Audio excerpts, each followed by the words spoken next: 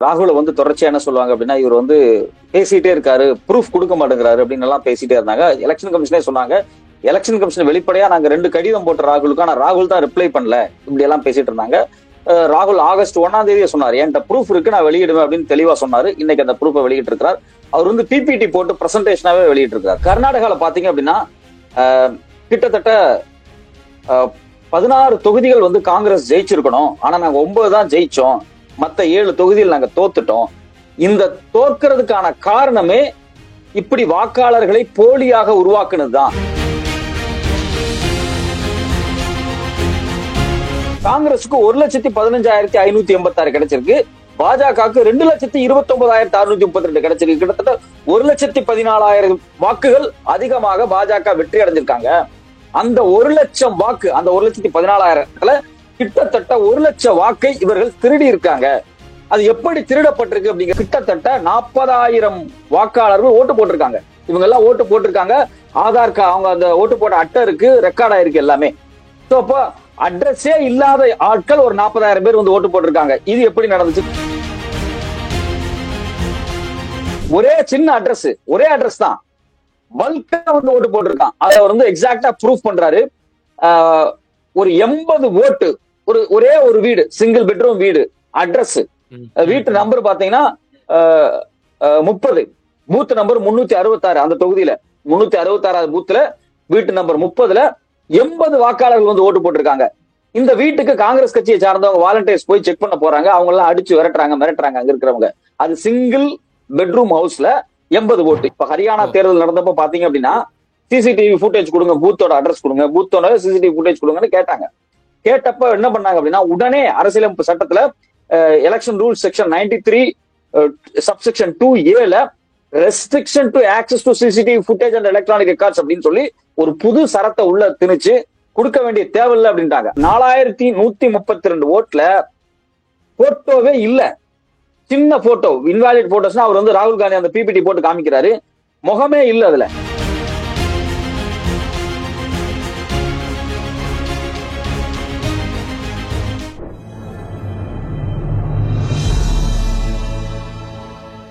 Tamil news பார்வையாளர்களுக்கு அன்பு வணக்கம். இன்றைய சிறப்பு நேர்காணலில் நம்மோடு இருந்திருக்கும் சிறப்பு விருந்தினர் ஊடகவியலாளர் திரு சத்யராஜ் சார் தான் இருக்காங்க. சார் வணக்கம். வணக்கம்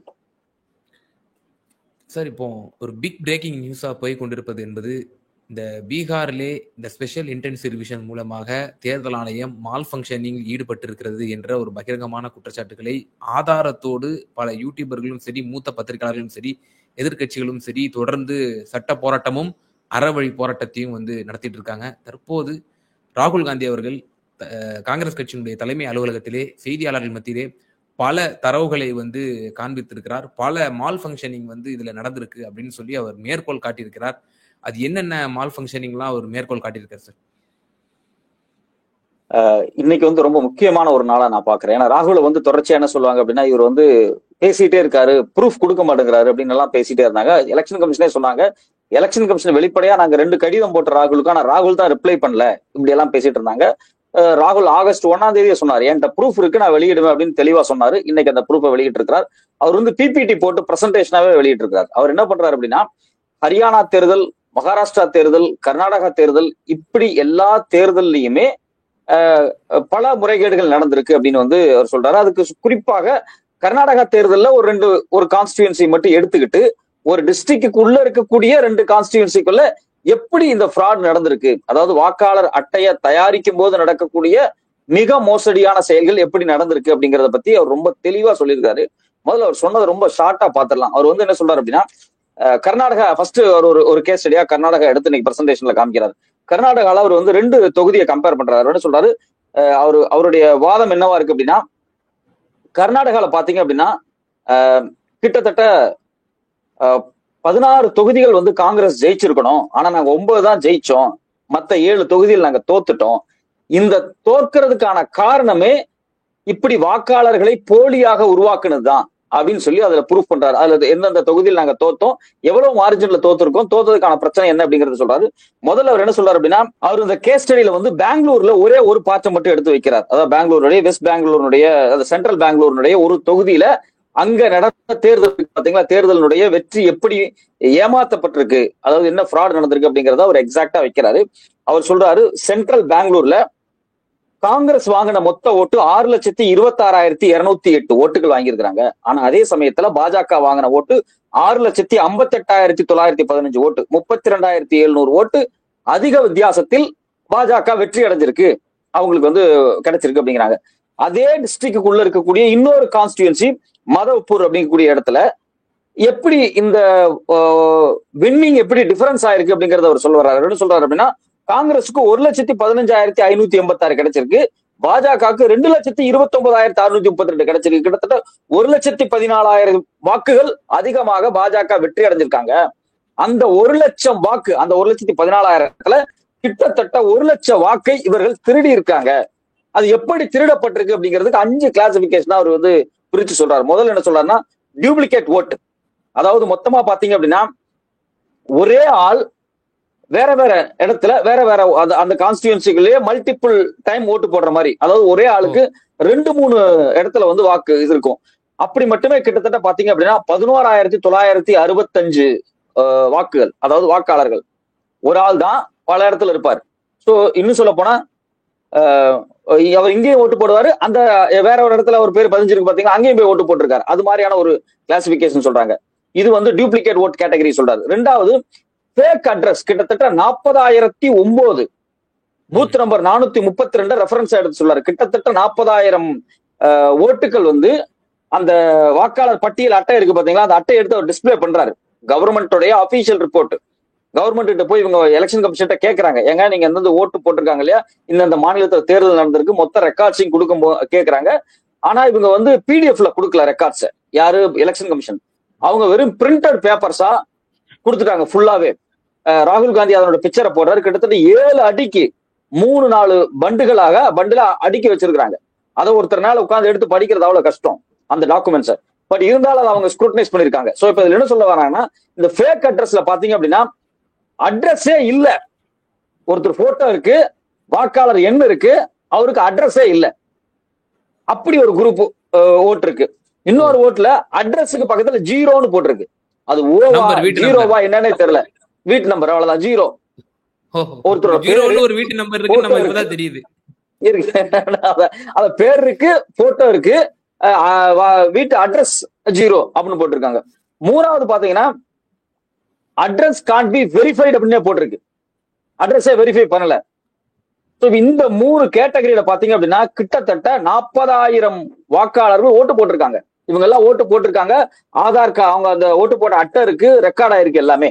சோ அப்போ அட்ரஸே இல்லாத ஆட்கள் ஒரு 40,000 பேர் வந்து ஓட்டு போட்டிருக்காங்க. இது எப்படி நடந்துச்சுன்னு கேட்கிறாரு. மூணாவது, bulk vote at single address. இதுதான் உள்ளதுலயே அதிர்ச்சியான விஷயமா இருக்கு. ஒரே சின்ன அட்ரஸ், ஒரே அட்ரஸ் தான், பல்கா வந்து ஓட்டு போட்டிருக்கான். அதை அவர் வந்து எக்ஸாக்டா ப்ரூஃப் பண்றாரு. ஒரு 80 ஓட்டு, ஒரே ஒரு வீடு, சிங்கிள் பெட்ரூம் வீடு, அட்ரஸ், வீட்டு நம்பர் பாத்தீங்கன்னா 30, பூத் நம்பர் 366, அந்த தொகுதியில 366 பூத்துல வீட்டு நம்பர் 30ல 80 வாக்காளர்கள் வந்து ஓட்டு போட்டிருக்காங்க. இந்த வீட்டுக்கு காங்கிரஸ் கட்சியை சார்ந்தவங்க வாலண்டியர்ஸ் போய் செக் பண்ண போறாங்க. அவங்க எல்லாம் அடிச்சு மிரட்டுறாங்க அங்க இருக்கிறவங்க. அது சிங்கிள் பெட்ரூம் ஹவுஸ்ல 80 ஓட்டு. இன்னொரு ஓட்டு பாத்தீங்க அப்படின்னா இன்னொரு வீட்டுல 46 ஓட்டு ஒரே வீட்டுக்குள்ள, அது ஒரு சின்ன ரூம் தான். மூணாவது முக்கியமான விஷயம், ஒரு பீர் ஃபேக்டரி அட்ரஸ். அந்த பீர் ஃபேக்டரி அட்ரஸ்ல 68 வாக்காளர்களுடைய அட்ரஸ் இருக்கு.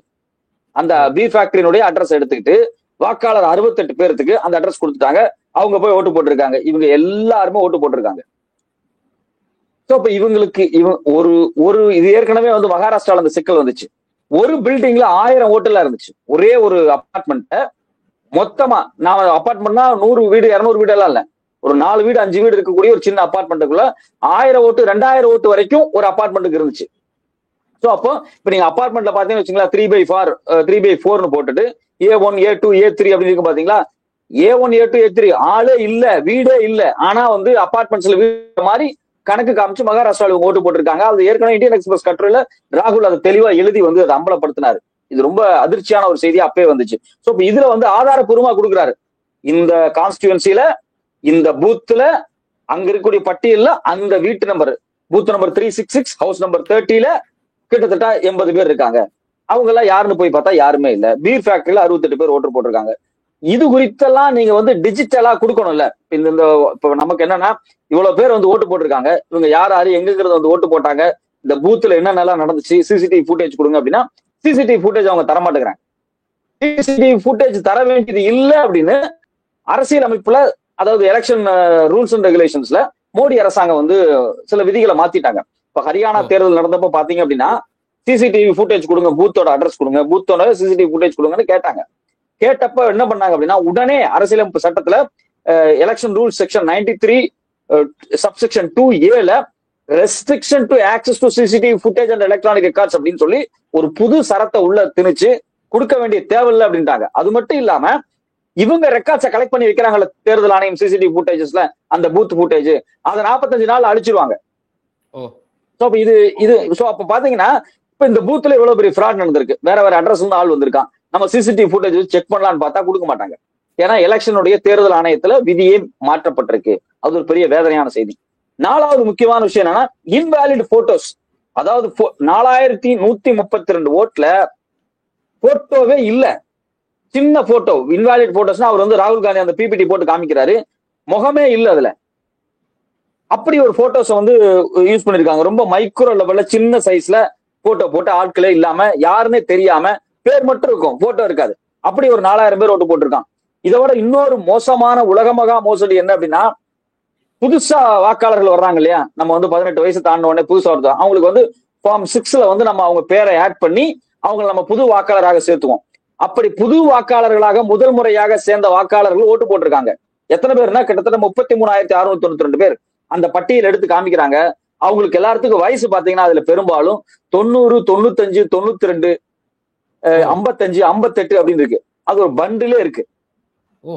அப்போ புது வாக்காளர் அப்படிங்கிற பேர்ல புதுசான ஆட்களை உள்ள கொண்டு வந்து அவங்க எல்லாமே வந்து இப்ப சொல்றாங்கல்ல மோடிக்கு புது வாக்காளர்கள் வந்துட்டாங்க, யங் ஜெனரேஷன் மோடிக்கு ஓட்டு போடுறாங்க அப்படிலாம் பேசுறாங்க இல்லைங்களா. இது எல்லாமே எப்படி நடந்திருக்குன்னா இப்படிதான் நடந்திருக்கு. அதுல அவர் ஒரு எக்ஸாம்பிள் எடுத்து காமிக்கிறாரு. சகுன் ராணி அப்படின்னு ஒருத்தவங்களோட போட்டோ எடுத்து காமிக்கிறார். ஒரு லேடி, அவங்களுக்கு பாத்தீங்கன்னா 70 வயசு ஆச்சு. ஒரே மாசத்துல எப்பன்னு பாத்தீங்கன்னா 13/9/2023 1, 31/10/2023 இந்த 2 தேதியிலுமே பாத்தீங்கன்னா அவங்க பேர் வந்து வாக்காளர் பட்டியல ஜாயின் ஆயிருக்கு. எப்படி ஜாயின் ஆயிருக்குன்னா முதல்ல சகுன் ராணி அப்படி சகுன் ஒரு பேரு, ராணி சர்நேமா போட்டு ஒரு கார்டு, இன்னொன்னு பாத்தீங்கன்னா சகுன் ராணின்னு போட்டு ஒரே கார்டு. அவங்க 2 இடத்துலயுமே பூத்துல ஓட்டு போட்டிருக்காங்க. அந்த பூத் ஏஜென்ட் டிக் பண்ண வருது தெரியுங்களா, அந்த டிக் பண்ண லிஸ்ட் வச்சிருக்காங்க. அப்போ புது வாக்காளர்கள் சொல்லி ஃபார்ம் 6 பயன்படுத்தி கிட்டத்தட்ட ஒரு 33,692 பேர்த்த வந்து ஓட்டர்களை இணைச்சு ஓட்டு போட வச்சிருக்காங்க. இந்த மொத்த vote 5 category, duplicate vote, fake address, invalid photos, misuse of form 6, இது எல்லாம் பாத்தீங்க அப்படின்னா மொத்தம் அது இல்லாம பல்க் அட்ரஸ், இதெல்லாமே சேர்த்து கிட்டத்தட்ட 1,00,000 ஓட்டு அந்த குறிப்பிட்ட தொகுதியில மட்டும் மாட்டிருக்கு. இது ஆதாரப்பூர்வமா ராகுல் காந்தி பிரசன்டேஷன் போட்டு இன்னைக்கு இந்தியா முன்னாடி அம்பலப்படுத்தி இருக்கார். தேர்தல் ஆணையம் வாய் திறக்குமா? அதான் ஒரு பெரிய கேள்வி நம்ம முன்னாடி இருக்குது. தேர்தல் ஆணையம் என்ன சொல்ல போகுது? ஏன்னா தேர்தல் ஆணையம் வந்து எதுக்குமே வாய் திறக்காம இருக்கு. எப்ப கேட்டாலும் ஏதாவது ரெக்கார்ட்ஸ் கொடுங்க, இன்ஃபர்மேஷன்ஸ் கொடுங்க, மெட்டீரியல் கொடுங்க, எவிடன்சஸ் கொடுங்க, அதாவது அவங்களுக்கு இருக்கக்கூடிய டாக்குமெண்ட்ஸை கேட்டா அவங்க தரதே கிடையாது. கேட்டா எலெக்ஷன் கமிஷன் வந்து தர வேண்டிய அவசியம் இல்ல, சட்ட திருத்தம் பண்ணிட்டு அப்படின்னு சொல்லி ரொம்ப தைரியமா இருக்காங்க. 2வது எலெக்ஷன் கமிஷனரை தேர்வு செய்யக்கூடிய அந்த முறை இருக்கு பாத்தீங்களா, அதுலயும் வந்து புதுசான சட்டத்தை கொண்டு வந்து மோடி அரசாங்கம் உச்ச நீதிமன்றத்தினுடைய தலைமை நீதிபதி அது ஒரு மெம்பரா இருந்தார். அதாவது எலெக்ஷன் கமிஷனர் தேர்வு செய்யணும்னா பிரதமர், அது இல்லாம எதிர்கட்சி தலைவர், 3வதாக உச்ச நீதிமன்ற தலைமை நீதிபதி இருந்தாங்க. உச்ச நீதிமன்ற தலைமை நீதிபதி நீக்கி அமைச்சர் இப்ப அமித்ஷா வந்து உட்கார்ந்துட்டாரு. அப்போ நீங்க தேர்தல் ஆணையரை தேர்வு செய்யறதுல இருந்து, வாக்காளர் அட்டையை தயார் செய்யறதுல இருந்து, பூத்துல ஓட்டு போடுறதுல இருந்து, அது மட்டும் இல்லாம ரிசல்ட்டை எக்ஸிஸ்டிங்கா வெளியே விடுறது, இது எல்லாத்துலயுமே ஃப்ராட் பண்ணிருக்காங்க. மகாராஷ்டிரா தேர்தல் குறித்து அவர் ரொம்ப டீட்டெயிலா அவர் சொல்றாரு.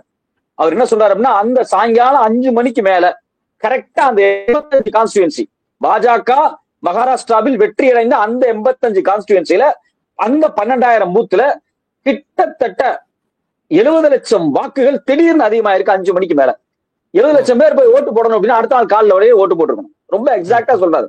அதாவது 1 லட்சம் பூத் இருக்கு மகாராஷ்டிரால, அதெல்லாம் பிரச்சனை இல்லை. அந்த 12,000 பூத்துல மட்டும் சாயங்காலம் 5 மணிக்கு மேல கிட்டத்தட்ட 60-70 லட்சம் வாக்கு அதிகமாயிருக்கு. அந்த 85 கான்ஸ்டியூன்சில 82ல பாஜக ஜெயிச்சிருச்சு. அது எப்படி ஜெயிச்சுது அப்படின்னு எக்ஸாக்டா மெட்டீரியலோட அவர் கேட்கிறாரு, இந்த மெட்டீரியல் நீங்க பதில் சொல்லுங்கன்னு கேட்கிறாரு. அது மட்டும் இல்லாம அவர் என்ன சொல்றாரு அப்படின்னா, தேர்தல் நடத்துறதுக்கும் தேர்தல் முடிஞ்சு இந்த நம்பர்ஸ் சொல்றதுக்கும் வித்தியாசம் இருக்கு அப்படிங்கிறாரு. 2009 எடுத்து கால்குலேட் பண்றாரு. 2009, 14, 19, 24 நீங்க வந்து இத்தனை பர்சன்டேஜ் வந்திருக்குன்னு சொன்னாங்கன்னா அடுத்தது எவ்வளவு வரணும், ஒரு 0.5% கூடி இருக்கும், அவ்வளவுதான். ஆனா இவங்க 58% முன்னாடி நாள் சொல்லிட்டு அதுக்கப்புறம் 66%, கிட்டத்தட்ட 7.83 வந்து அதிகப்படுத்தி காமிக்கிறாங்க. இது எல்லாமே தொடர்ச்சியாக தேர்தல் ஆணையம் ரொம்ப மோசடியாக செயல்படுது அப்படிங்கிறத அம்பலப்படுத்திட்டே இருக்காங்க. அது மட்டும் இல்லாம உங்களுக்கே தெரியும், நாடாளுமன்ற தேர்தல் முடிஞ்சு சட்டமன்ற தேர்தல் வர்றதுக்கு இடைப்பட்ட 5 மாச கேப்ல திடீர்னு ஒரு 40 லட்சம் வாக்காளர்கள் புதுசா உள்ள வர்றாங்க. இதெல்லாம் எப்படி நடக்குது அப்படின்னு ஒரு கேள்வி எழுப்புறாரு. மகாராஷ்டிரா தேர்தல் வந்து ஏற்கனவே ஒரு அம்பலப்படுத்தின விஷயம். இன்னைக்கு பாத்தீங்க அப்படின்னா கர்நாடகால சென்ட்ரல் பெங்களூர்ல எப்படி ஃப்ராட் நடந்திருக்கு அப்படின்னு சொல்லிட்டு அவர் என்ன சொல்றாருன்னா, இது நான் ஒரு கான்ஸ்டியூன்சியை உங்களுக்கு எக்ஸாம்பிளுக்கு காமிச்சிருக்கிறேன், நான் ஒன்னொன்னா எடுத்து காமிக்க முடியாது. இதே மாதிரி ஹரியானால இருந்து டெல்லியா இருக்கட்டும், மகாராஷ்டிராவா இருக்கட்டும், கர்நாடகாவா இருக்கட்டும், எல்லாத்தையுமே நான் எடுத்து காமிக்க முடியும். அப்போ தேர்தல் ஆணையம் முறையாக செயல்படல, பாஜக அரசனுடைய முறைகேடான விஷயங்களுக்கு, இல்லீகலான விஷயங்களுக்கு தேர்தல் ஆணையம் துணை போகுது. இதே மாதிரியான ஒரு வேலையை தான் பீகார்ல செஞ்சுக்கிட்டு இருக்காங்க. ஏன்னா இப்ப 65 லட்சம் வாக்குகளை வந்து நீக்கிருக்காங்க. 65 லட்சம் வாக்குகளை நீக்கின எந்தெந்த மாவட்டத்துல, எந்தெந்த டிஸ்ட்ரிக்ட்ல, எந்தெந்த கான்ஸ்டிடியூஷன் நீக்க நீங்க கொடுங்கன்னு நம்ம கேட்கிறோம். அவங்க இது வரைக்கும் வெளியிடல, தேர்தல் முடியற வரைக்கும் வெளியிட மாட்டாங்க. இது எல்லாமே பெரும்பாலும் பாத்தீங்க அப்படின்னா அங்க இருக்கக்கூடிய ஒரு 19-20 எம்எல்ஏ சீட் வந்து இஸ்லாமியர்களுக்கானது, அவங்க வந்து ஜெயிப்பாங்க. குறிப்பாக பீகாருடைய வட கிழக்கு பீகார்ல அங்கெல்லாம் ஓட்டை இல்லாம பண்றது. இது வந்து ரொம்ப திட்டமிட்டு அவங்க வந்து செஞ்சிருக்காங்க. இது வந்து வெளிப்படையாக தெரியுது. அப்ப இந்த பீகார் எலெக்ஷனை மையமாக வச்சு தேர்தல் ஆணையம் மிகப்பெரிய முறைகேடுகளில் நேரடியாகவே இறங்கி இருக்கு. இதுக்கான ஆதாரம் பழைய தேர்தல் இருக்குன்னு காமிக்கிறார் அவரு. திரு ராகுல் காந்தி அவர்கள் ஏற்கனவே முன்பு அறிவித்ததன்படி இப்போ ஒரு மிகப்பெரிய ஒரு அணுகுண்டை வந்து இறக்கியிருக்கிறார். தேர்தல் ஆணையத்தின் மூலமாக எப்படியெல்லாம் அதிகார துஷ்பிரயோகத்தில் ஈடுபட்டு இந்த மால் ஃபங்க்ஷனிங்க வந்து ஏற்படுத்திருக்காங்கன்னு சொல்லி ஏற்கனவே உச்சநீதிமன்றத்திலே இந்த எஸ்ஐஆர் விவகாரம் சம்பந்தமாக பலரும் வந்து வழக்கு தொடுக்கப்பட்டு அது ஒரு விசாரணை ஒரு பக்கம் போய் கொண்டிருக்கிறது. சனிக்கிழமை பதில் மனு தாக்கல் செய்ய சொல்லி உச்சநீதிமன்றம் எலெக்ஷன் கமிஷனுக்கு ஒரு உத்தரவை பிறப்பித்திருந்தது. அதில் ஏதேனும் ஒரு டெவலப்மெண்ட் வருவதற்கான வாய்ப்புகள் இருக்கிறதா? எக்ஸாக்டா நீங்க வந்து எவ்வளவு பேர் மரணித்தவர்கள், எவ்வளவு பேர் புலம்பெயர்ந்தவர்களுக்கு உண்டான அந்த டேட்டாஸ் வந்து எங்களுக்கு இல்லை, அதை நீங்க தெளிவுபடுத்தணும் அப்படின்னு சொல்லி உச்சநீதிமன்றம் பல கிடுக்குப்படியான கேள்விகளை கேட்டு உத்தரவு பிறப்பித்திருக்கு. சட்ட போராட்டத்தின் மூலியமாக இந்த எஸ்ஐஆரை அபாலிஷ் செய்வதற்கான வாய்ப்புகள் இருக்குன்னு நீங்க நினைக்கிறீங்களா? நான் உச்சநீதிமன்றத்தினுடைய நடைமுறைகளை இந்த விஷயத்துல எனக்கு சில மாற்று கருத்து உண்டு. ஏன் மாற்று கருத்து உண்டு அப்படின்னா, அரசியலமைப்பு சட்டம், அதாவது ரெப்ரசன்டேஷன் ஆஃப் பீப்புள் ஆக்ட்ஸ்ல என்ன சொல்றாங்க அப்படின்னா, நீங்க வந்து சம்மரி ரிவிஷன் பண்ணலாம். ரிவிஷன் பண்றதுக்கு 3 கேட்டகரி, மொத்தம் 4 கேட்டகரியில 3 கேட்டகரி இருக்கு. ஒண்ணு வந்து தேர்தலுக்கு முன்னாடி பண்ணலாம். அது மட்டும் இல்லாம, அதாவது சட்டமன்ற தேர்தலுக்கு முன்னாடி பண்ணலாம், நாடாளுமன்ற தேர்தலுக்கு முன்னாடி பண்ணலாம், பை எலெக்ஷனுக்கு முன்னாடி பண்ணலாம், எப்படி வேணாலும் பண்ணலாம். ஆனா நீங்க ஒரு குவாலிஃபையிங் டேட் சொல்லணும். அந்த குவாலிஃபையிங் டேட் அப்படிங்கிறது ஜனவரி 1ஆம் தேதியா தான் இருக்கணும் அப்படிங்கிறாங்க. ஆனா இவங்க குவாலிஃபையிங் டேட் ஜூன் 24 போட்டிருக்காங்க. சோ அப்ப அந்த 3 கேட்டகரியுமே அப்ளிகபிள் ஆகாது. 4வது ஒரு கேட்டகரி இருக்கு ரெப்ரசன்டேஷன் ஆஃப் பீப்புள் ஆக்ட்ல. அதுல என்ன சொல்றாங்கன்னா, இன்டென்சிவ் ரிவிஷன் அப்படின்னு சொல்றாங்க. அதாவது ஸ்பெஷல் ரிவிஷன் சொல்றாங்க, இன்டென்சிவ் ரிவிஷன் சொல்ல. ஸ்பெஷல் ரிவிஷன் பண்ணலாம், ஆனா ஒரு கான்ஸ்டியூன்சிக்கோ இல்ல கான்ஸ்டியூன்சிக்கு உள்ள இருக்கக்கூடிய ஒரு பகுதிக்கு தான் ஸ்பெஷல் ரிவிஷன் பண்ண முடியும். ஸ்பெஷல் இன்டென்சிவ் ரிவிஷன் சொல்லல. கான்ஸ்டியூஷன் படி ஸ்பெஷல் ரிவிஷன் பண்ணலாம். அது குறிப்பாக பாத்தீங்க அப்படின்னா ஒரு கான்ஸ்டியூன்சிக்கு உள்ள இருக்கக்கூடிய ஒரு பாகத்து தான் பண்ண முடியும், தவிர ஒரு ஸ்டேட்டுக்கு பண்ண முடியாது. கான்ஸ்டியூஷனாவே இது வந்து வேலிடு கிடையாது. ஆனா இது குறித்து உச்ச நீதிமன்றத்தில் ஒரு விவாதம் நடத்தவே இல்லை அப்படிங்கிறது எனக்கு ஒரு பெரிய வருத்தம். இந்து பத்திரிகையில தொடர்ச்சியாக மூத்த நீதிபதிகள், மூத்த வழக்கறிஞர்கள், பத்திரிகையாளர்கள் இது குறித்து எழுதிட்டே இருக்காங்க. கான்ஸ்டியூஷனலா இது இன்வேலிட் அப்படிங்கறத சொல்றாங்க. பட் ஆனா உச்ச நீதிமன்றத்தில் இது குறித்து விவாதம் வரமாட்டேங்குது. உச்ச நீதிமன்றம் எந்த இடத்துக்கு போறாங்க அப்படின்னா, நீங்க ஏன் ஆதார் கார்டை வாங்கக்கூடாது, நீங்க ஏன் ரேஷன் கார்டை வாங்கக்கூடாதுன்னு அவங்கள்ட்ட போய் ஒரு பார்கெயின் பண்ற இடத்துக்கு போயிருக்காங்க. என்னை பொறுத்த வரைக்கும் உச்ச நீதிமன்றம் இன்னுமே ரொம்ப ஸ்ட்ராங்கா டாக்குமெண்ட்ஸ் இப்ப கேட்டிருக்காங்க. வர்ற டாக்குமெண்ட்ஸை வாங்கிட்டு எந்தெந்த கான்ஸ்டியூன்சில வந்து இதெல்லாம் மாறி இருக்குன்னு ரொம்ப தெளிவா பார்த்துட்டு, அதுல ஒரு சந்தேகம் கண்டிப்பாக வரும். அது வந்து இஸ்லாமியர்கள் அதிகமாக வசிக்கக்கூடிய பகுதியா இருக்கும், ஓபிசி மக்கள், தலித் மக்கள், அதாவது பாஜகவுக்கு ஓட்டு போடாத, பாஜக முன்ன பின்ன வெற்றியடையாத கான்ஸ்டியூன்சியா இருந்துச்சு அப்படின்னா கண்டிப்பாக அந்த புது ரிவிஷனை ஏத்துக்காம, ஏற்கனவே ஜனவரி மாசமே பாத்தீங்கன்னா சம்மர் ரிவிஷன் முடிஞ்சிருச்சு.